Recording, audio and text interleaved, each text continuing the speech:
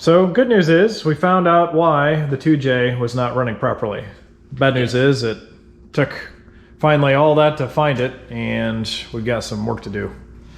Yeah, well, somebody does. Yeah, not you on this one, but there's work to be done. Yeah, I had a thought, I think, in an earlier video, and to be blunt, when we built this, although we checked it and it was pretty square when we built it right after it cooled, so it apparently moved later, or during powder coat or something, it moved around. But I was tightening it today. I'd taken it off to change the cam sensor, and I just got out of the gym, so I am drenched in sweat. But I was tightening it down, and it actually broke a corner off without a whole lot of pressure on it. So that was an indicator that maybe something was wrong. So I took it back off and checked it for the level, and it's not. Yep. I mean, it's if you do that, it looks like it's a 1/4 inch off. It's actually about an 1/8 inch either way, so it's high in the center. Mm-hmm. And then if you look, it's about an 1/8 inch either side. Yeah, definitely enough that there's going to be mass air getting into the intake that we didn't want. Yeah, if you look at the gasket, it tells the tale pretty well in so much as cylinders 1, 2, and 6 basically weren't sealing at all. Yeah. Or very min. 2 has a little bit. The back of 2 mostly was, but these should crush a little bit, this little rubber ring here. Uh-huh. And if you look, this one is flat. So 3, mostly sealed. It's not great along the back. And 4 was great. 5 was partial. 6 had nothing. Jeez. 1 had nothing. So yeah, it's that's the reason why it was so lean. That's the reason why it was running. I mean, we may have other issues to sort, but I didn't know why it would still run on partial cylinders. Well, because we were drenching it in fuel. So if you remember, I noted that we were dumping way more fuel in it than made any sense. And I was just dumping more fuel in it, and the more fuel I gave it, the happier it ran. Okay. And Safe looked at it and said the same thing. He's like, this is just gallons of fuel. Like, we were fueling it like it had 300cc injectors in it. It's got 2600cc injectors. So it didn't make sense. And the plugs weren't. No. The plugs were okay. Like, yeah, like every now and then there'd be one that had a little bit of soot, but nothing. It should have been running at like 3-to-1 AFR, and the plugs came out looking pretty good. So that also explains why when I could get it to start to behave itself a little bit, if I revved it, it would clean right up and sound great. At 3,000 RPM, it sounded pretty good. Well, that's because there was enough. Basically, the throttle body could be most of the way closed. It was sucking so much, other than the fact that it wasn't even distribution. When you brought the RPM up, you had enough air coming in the throttle body that the distribution evened up a lot, and your vacuum requirements came down, and it basically worked. So as long as, like, if we set the idle at like 4,000 RPM, this would probably be all right. Hey, you know what? Great, it boosts right off idle. Yeah, it's great. Yeah, the clutch would be a little fussy. But yeah. The good news is this actually looks a little worse than it is. Like, this has quite a bit of beef. They should be able to plane this down, I think, without it really being. So originally I talked to you, and I know my cousin's a diesel mechanic, and before, when I had a turbo LT1, the 304 stainless the manifold I had for the turbo was warped, and he had somebody that shimmed that down, which is almost impossible because it's huge and it's stainless. For this, he's like, yeah, your best bet is actually, there's a welding place that's a professional welding spot about 20 minutes away from me in South Whitley, Indiana. And they said they could weld it, no problem, but they got nothing to plane it. But they recommended C&P. I'm like, oh, I didn't even think about that. And I called C&P, and they're like, as long as we can get it clamped down, he's like, I don't think it's going to be any problem. But do you know what intake? I was like, well, just take it off a 2J IS300. That's essentially what the intake manifold's from. They're like, oh, I don't think that's going to be a problem then. And I thought of Napa too, might probably be able to do it on their little machine. I don't know what they need to clamp it in. I probably wouldn't try to mill it. I would probably just put it on a belt grinder that's flat. But I mean, I guess whatever they want to do. Yeah, they know what they're doing. So if they see what we're doing, then completely unnecessary. But the other thing is, I would go ahead and probably have them check this flange, just since it's going to be there. Oh, just have make sure them check it's flat this and make sure it's flat. Like the O-ring had crushed all the way around it. Okay. So I don't think there's a problem. But just if it's there, it would be stupid to not check that. Right. Oil reversion. I know we had talked about on the phone, you and I, if this is still somewhat of a gamble because this is custom and we have no liability in Blake whatsoever because this is old. I mean, how are we going to know when we just put something together like this if it's really going to be good for the boost? I think it will for geez, how thick this thing is. Well, that's double layered, but It's even so, inch. even on the thin part, man, it's just so much thicker than the cheap Chinese ones that we talked to Safe about that are holding way more PSI and way more power through the engine than we're going to be making here. But if this does not work, and it could not still even when we get this fixed, then we'll have to pretty much go into the realm of getting one of those other intakes and probably moving some stuff. And we'll probably just kick that can down the road until we're ready to worry about that stuff later. But right now, I think it's a safer bet since everything is built around this. The throttle body's with this, the charge piping's off this. It clears the ABS and the power steering reservoir that we'll roll the dice on this. I think that it shouldn't be that big of a deal to have that cast part re-welded here. No, what they'll do is they'll take it and grind a V all the way around it, and then basically fill that with weld. Yeah. And it's far enough from the injector that it shouldn't be a big concern, and it's like they'll probably have to just take a file like this. It'll get in the way of this bolt hole a little bit, so you just take a file and get that flush. Yeah. And these don't, if this is 10th thou off of planar with the bolt, it's not going to hurt anything. Yeah. So this really should not be a big deal for somebody to weld. And then, like I said, there's enough meat here versus the amount that it's out of true that I don't think it'll be a huge deal for somebody to plane it down. I don't think so either. We're still talking a good quarter of an inch of the thinnest part, really. That. Oh yeah, and it's not warped that the much. parts where it matters, it's thicker than that. So it shouldn't. Yeah, I don't think it'll be a really big deal. Like I said, we'll see what they say. I mean, it really just has to hold. Like, it's not like a thin exhaust flange where it's going to come and move around. Like, once this is in place, there's a huge amount of meat in front of this. If you look at the top of it, so it's not like it's going to move around any. Right. I mean, we wouldn't want an 1/8 inch thick flange. But, no. If they need to take, a 1/16 or even. Yeah.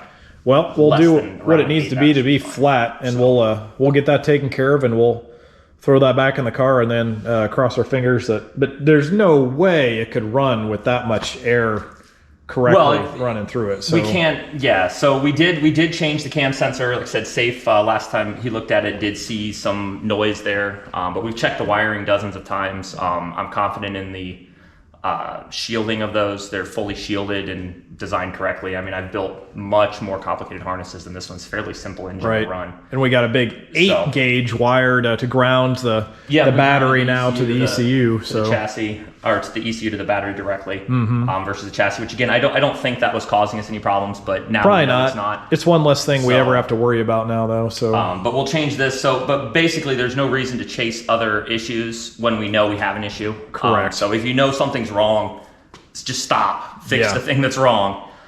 Which unfortunately, I should have listened to me on the startup video. On the startup video, I said, I think we might have an intake manifold leak. And then this is a giant pain in the ass to pull. So I really didn't want to. So we were chasing everything else, and we were doing things that seemed to be affecting it. But I think we were doing things while it was mixing up cylinders, and I thought we were affecting it. And it wasn't just me. We've had several people look at it. I get it. And I mean, sometimes it can be like that time. I've worked on race teams, but yeah, we were doing things, we were changing the results, but we weren't causing the change. The results were changing because we had a kind of a random variable. Well, it's kind of like if you ever, lose your car keys or whatever, you look all the crazy places and you're looking behind, the couch, and you're tearing apart laundry and stuff, and then you realize, like, oh yeah, I wore that red jacket that day. It's in I'm the good bucket there. I'm good at walking out of my house, checking my email on my phone, and then getting to my car and going, where did I put my phone?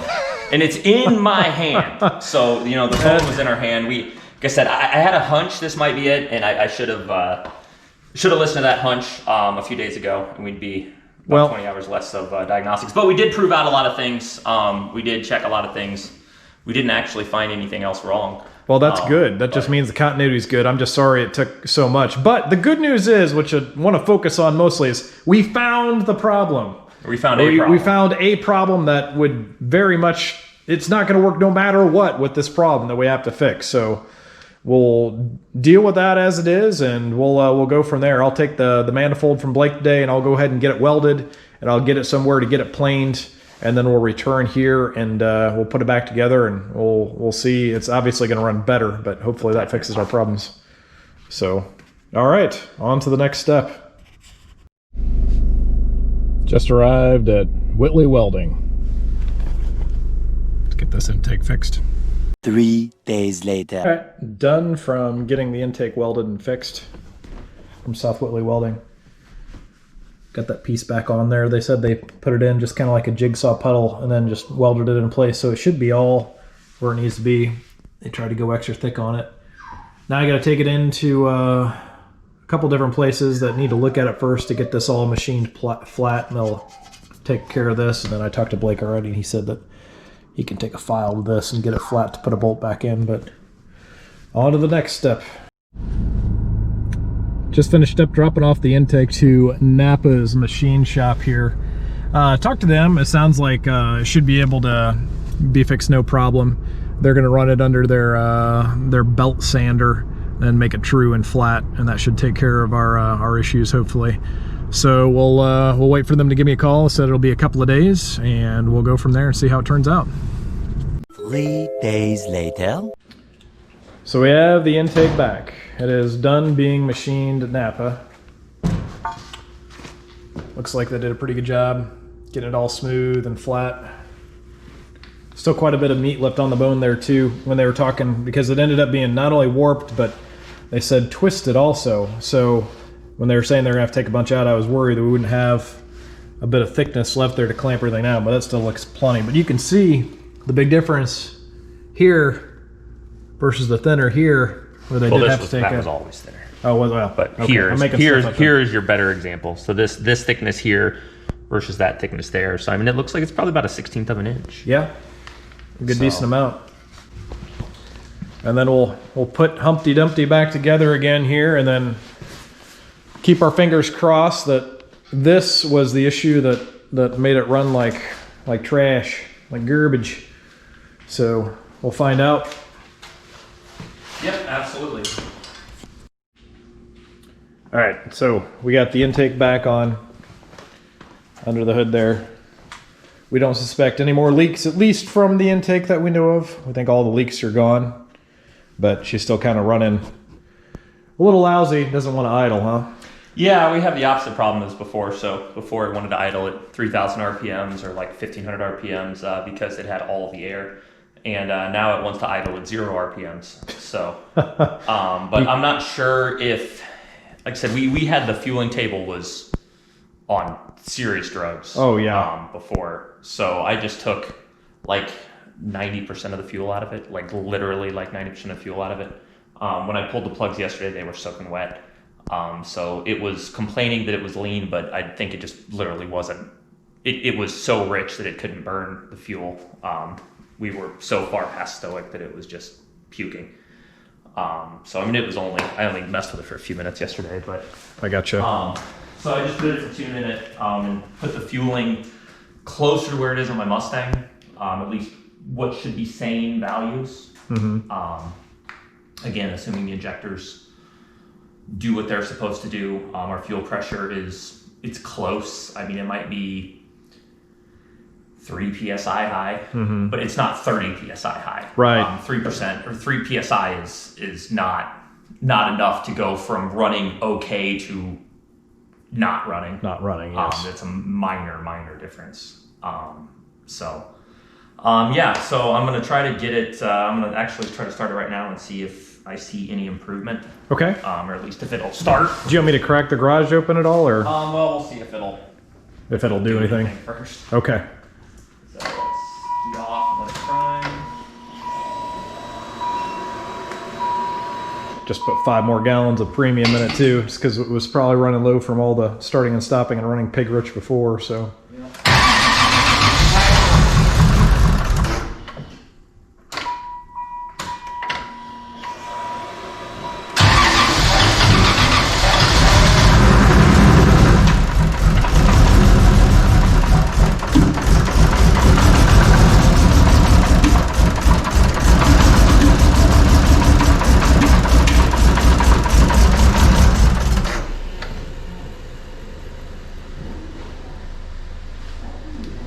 Is this kind of what it was doing before, Blake?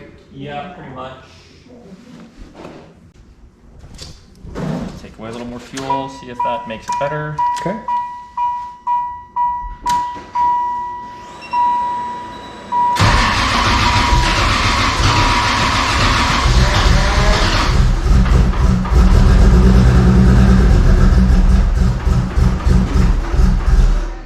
Yeah, no, so you're having to keep the gas in it just to get it to barely idle. Right.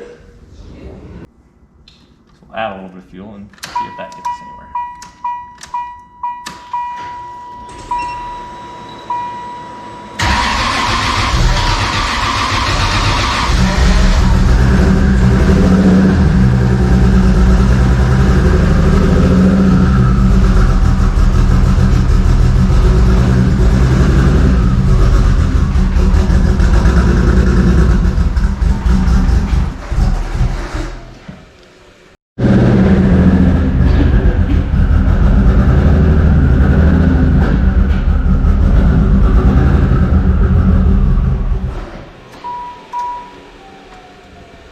So it seems like it's black coming out the back, but What's that? it seems like it's rich coming out the Well, back. it's not But, running on 6 cylinders, you're exhausted running Oh. so much, unfortunately. yeah, Like, we know it's not running on 6 cylinders, so gotcha. what the Huh, exhaust is doing isn't. You can't tune it if it won't idle.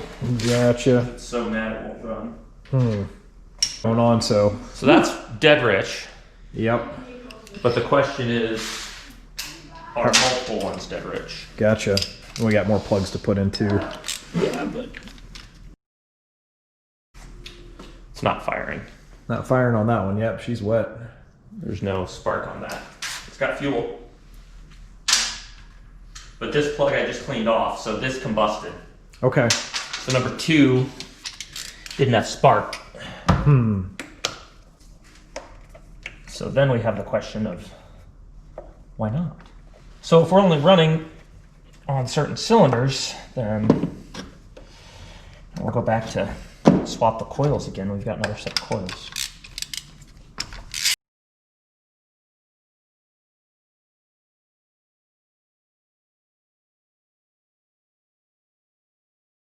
So 4 is running. Okay. So 1 is running. So let's put these in order. 1 is running. 2 is not. 3 is not. 4 is running. 5 and 6 are notably more complicated. Yeah. I'm glad that we found a solution to make it work, but it's not really the most user. I mean, it's not hard. It's just tedious to take all those dang things There's an off. important rule to learn from this, and that is don't build F bodies. Because that's why those suck. Yes. Run out of real estate room, unfortunately.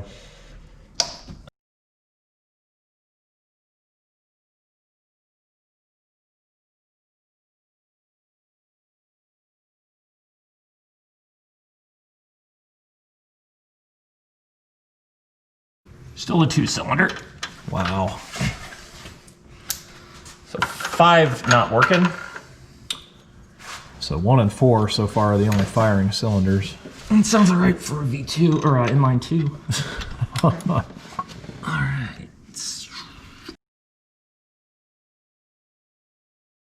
I'm guessing. Oh, 2-cylinder. Wow. Okay. 2 out of 6 is not good. So That'd be a lot of coil failures if it were the coils. well, it's not the wiring. No, we know that for sure. Because I know we've checked that 47 times, so. time and time again. Alright, so let's grab You want a the different set of plugs. Just, I mean, Yeah. these plugs aren't by any means unusable. I mean, most of them aren't barely used, but Right. we'll go ahead and swap them just to have them. We'll set these aside for now. Gotcha. So, Okie doke. Put some new plugs in it. and I check me don't. again. I don't think it possibly could be the wiring at this point. It would be weird. So what we're doing now is we're putting in some other IGN-1A coils that are known to be good, just in case we do have a faulty set of coils for some reason. Now this is back earlier when we were chasing problems with the car, where it would not run on all 6 earlier, but it would jump. So it wasn't the same 6 cylinders. It would jump. One would run one time, one would not run the next time, and jump around. We thought it might have been the cam sensor. We got that swap from one with safe that we knew was good working. We've got a known good crank sensor, not that that would do it. We thought the intake was the problem. It turns out it was a problem, and that has been fixed now. So we're got the borrowed set of known good coils on it now. We got a fresh set of plugs in it. And we'll try it one more time just to try and eliminate the coils, but we'll give it a shot again. Cooling is fat, but not untenable.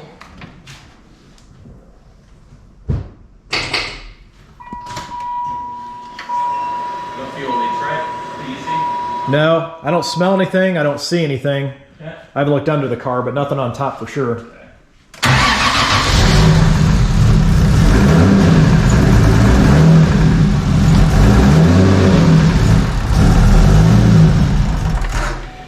Well, that sounded much better. That did sound, that almost sounded like an actual 2JZ there and not a 0.3 JZ. Yeah, well, yeah.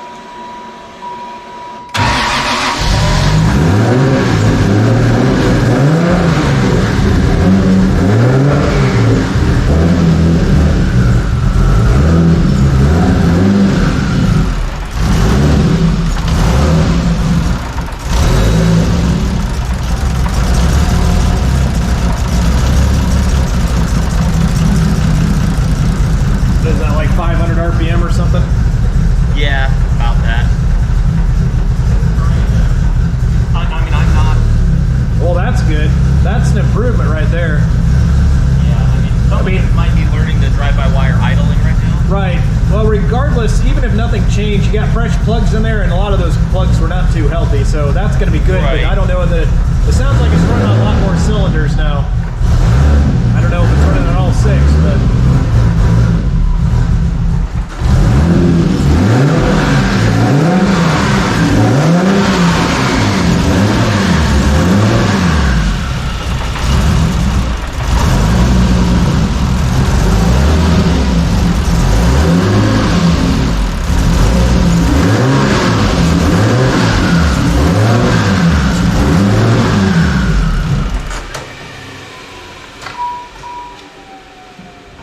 That made a heck of a difference. It really I did. mean, that went to the point of where I go, okay, maybe the tune just blows. Yeah, well, you know, when you just get a base from Haltech and they don't know necessarily exactly all the little ins and outs of what we're doing, it could just be enough far off that it just may not be good. Oh, well, but, yeah, I mean, this is literally just a universal Right. base, so it's not even like... I will say this, and you've heard it a lot more than I have with your starting with it. I haven't been here and not on camera, but that honestly, for the first time, actually sounded like a 2J when you were revving. It sounded like it was supposed to. So, well, the first cylinder's clearly running. That's where, yeah, I'd say that's running. It's not even too bad looking. That's actually cylinder number 2. Okay. It's easy to read. That was not firing last time. Well, as much as I'd jump for joy, I know before we had the issue with them hopping around, not... That's running too. That is definitely also running. That looks good. Yeah, it does look not much different. It's slightly different. It's a little less rich, it looks like, but It's not okay. dramatic enough to be of any concern. How are we doing on time? That is a running cylinder. hey. We're already up one more cylinder than before. Well, and we're running on 2 cylinders that weren't running last time. Right. So also a good thing. 4 was running, but 2 and 3 were both dark last time.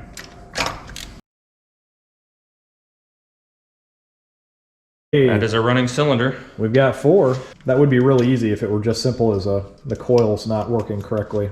Because all we did there, literally, were just change the plugs and coils. Yeah, and I mean, it's And a not plug like, isn't going to make a difference whether it fires or not. well, yeah, I mean, if they were dead rich, but I mean, this plug wasn't firing. There's That would That's a have perfectly fires. good plug. Yeah, there's Yeah, nothing there's- wrong there. So that's an a almost brand new plug. So that was definitely not our issue. I like your turbo blanket. It stops me from burning my hand when I don't think about it. that's good. That's good. That is a running All cylinder. right, 5 out of 6. That's definitely a running cylinder. Sweet. All right. So we have 6 cylinders running. All we did was change plugs, or all we did was change Coils. So because again, the other plugs weren't firing, but it wasn't the plug's fault. Yeah. So we have a coil problem. Okay. But we do have good coils. So, but these I think, and pretty succinctly we can sum that up with this. Yeah. Because we have a problem with these for sure. Right. All we did was change coils, and sure enough, we have 6 cylinders running now. So I don't think it's Haltech's fault by any means, but something ain't right there. not right there. So Yeah. Well, I'll give Safe a call on those, and we'll talk to him, and I'm sure they've got some kind of warranty. I mean, shoot, man, they haven't been in the car 1 mile as far as the... Right, they've got like 15 minutes of drive time on it. So here's a present. Oh, these thanks. are broken. Yeah, great. I don't know which ones are broken. Yep. I'm not going to keep... Nor will I ever want to mix them up, and I think this one might be okay. Want to play the game of, No. some of the coils definitely probably maybe work, except for the ones that don't. We're not going to play that game. No, we're not going to do that. So Haltech can test those and figure it out. In the meantime, I will put the plugs back in. Like I said, the good news here is this doesn't look... This almost looks like it might be a touch lean. Yeah. But well, that's workable. Yeah, this we have 6 plugs firing. The engine sounded decent, like it should. You know, I mean, it was idling way low. Right. But we're probably going to need to get fairly aggressive in the idling behavior and bring that RPM up. And I wiped the airflow for the drive-by-wire throttle body for the idle tuning, and like all that needs tuned before it'll idle. And this thing cold, that was a cold idle. This thing probably needs to idle at 15 or 1600 RPM cold. That's fine. And the fueling was so far off that I had to kind of roll the throttle, and to get it to bring up, I had to bring it up real slow and then come in. That's usually indicative of a fueling or spark issue. Okay. So again, those are things that tuning...